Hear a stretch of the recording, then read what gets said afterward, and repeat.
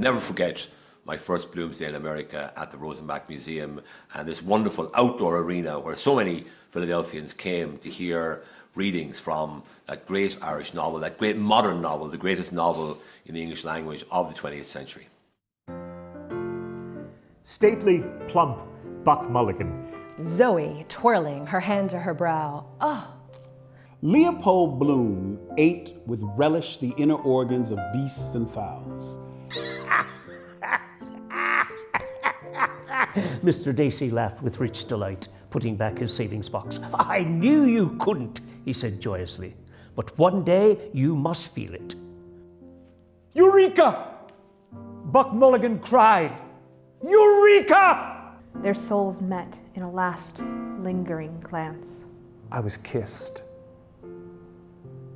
All yielding, she tossed my hair, kissed.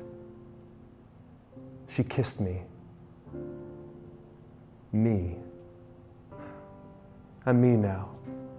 Music, literature, Ireland, Dublin, Paris, friendship, woman.